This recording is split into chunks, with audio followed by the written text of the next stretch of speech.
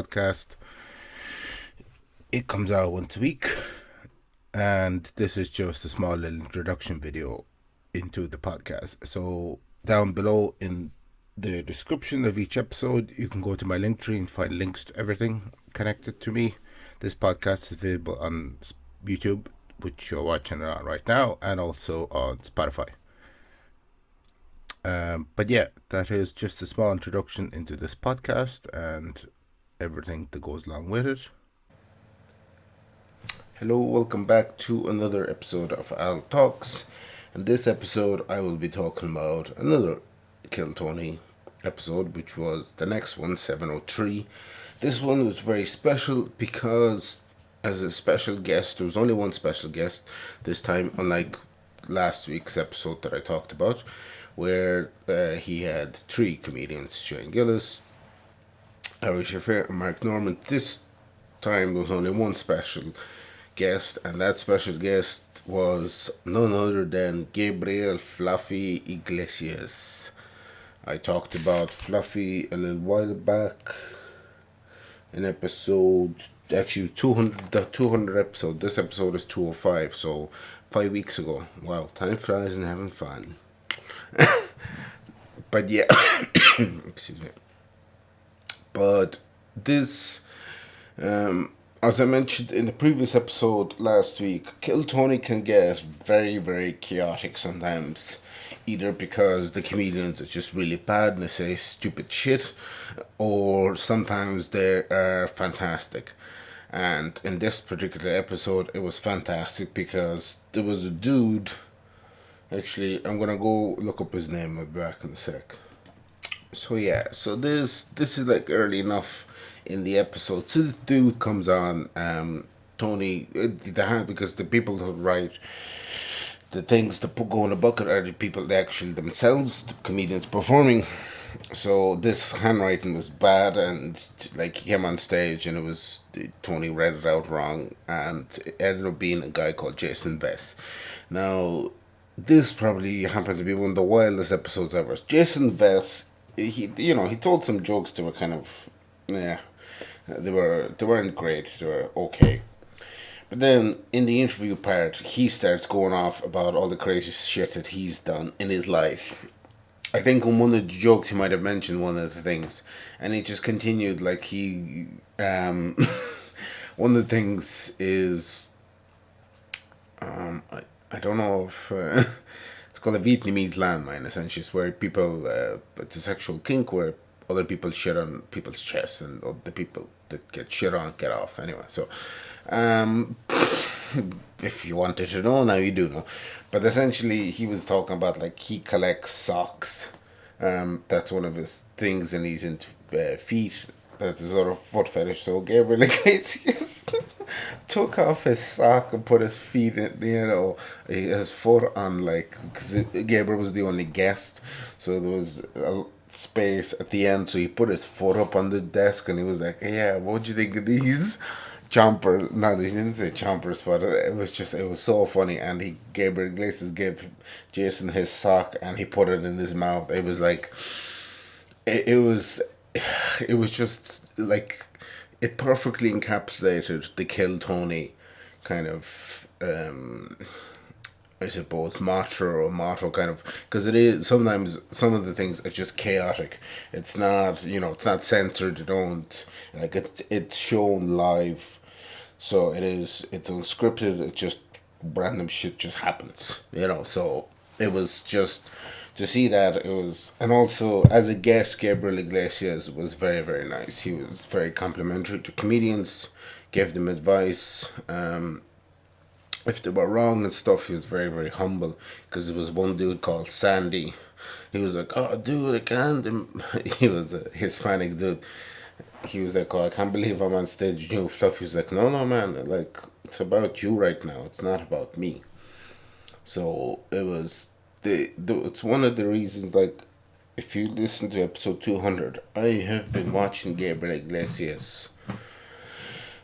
It's been over a decade at this stage. I've been listening to him for a very, very long time. He's one of the earliest comedians that I liked. a long time ago. I think it's actually coming to Ireland. I'm not sure if this year or not. Let me look it up real quick. Yeah, 27th of June this year.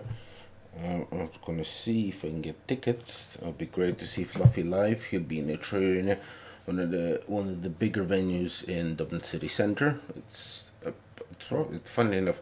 It's roughly about the same capacity as Madison Square Garden in New York in the U.S. And I might have mentioned. I think I definitely mentioned this before, but I actually met the guy who was, I suppose, general manager of the entire Tree Arena for like 14, 15 years. I met him randomly in a dive bar up in Dublin City Centre after a gig one time. And he told me that there has been a lot of nights that they have made more money than Madison Square Garden, which is crazy because Madison Square Garden, it's a very historic venue in the US, and it's just crazy to me to think that. Funny enough, as well, in the same bar, I met the guy who owns the hotel across the road. So it's that dive bar was a cool place. But yeah, so like Fluffy is probably one of the most prolific and greatest comics. He's had a very nearly 30-year career. I think it's what 28, 29 years, and I've watched him for quite a lot of it. I'd say over half of his career at the stage, and it was just it was a very very nice episode because one of the things that kind of pisses me off sometimes about Kill Tony, some of the guests they don't as well. It sometimes it is painful. I think I've talked about it before, but I'll say it again. It's painful for me to watch Kill Tony sometimes because the comics are very very unprepared sometimes, and it's like they're not taking it seriously because you can really like you can really go out of your way and do it has brought stardom to a lot of people like of Cam Patterson, Hans Kim, William Montgomery, who am I missing, Casey Rocket. So it's a lot of people have become very very famous and become big headlining comedians because of it. So it's just actually funny enough.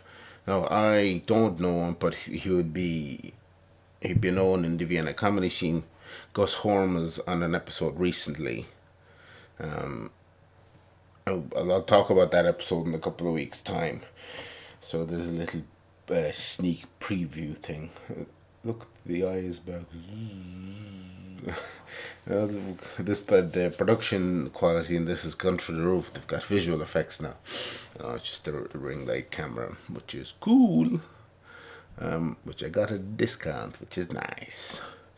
Actually, all the new equipment that I've bought, the camera, and all the new Rode stuff, that was all bought at Black Friday sale. So, great discount because that stuff is not cheap. Um, I'm glad it's finally working properly how it's supposed to be. I'm just silly and don't read instructions or realize because the Scarlett Solo, it's plug and play sort of stuff. To be honest, I thought this would be the same, but that's a naive thing to assume the different company would have. I don't know, but to be honest, I'm glad it's working out well now. So that's good because I was going a little bit mad, trying to because it's brand new equipment out of the box. It didn't, so I don't know why it wasn't functioning properly, but now I do. So great. Lost my trail of thought. Yeah, Gabriel Iglesias Kiltony episode fantastic.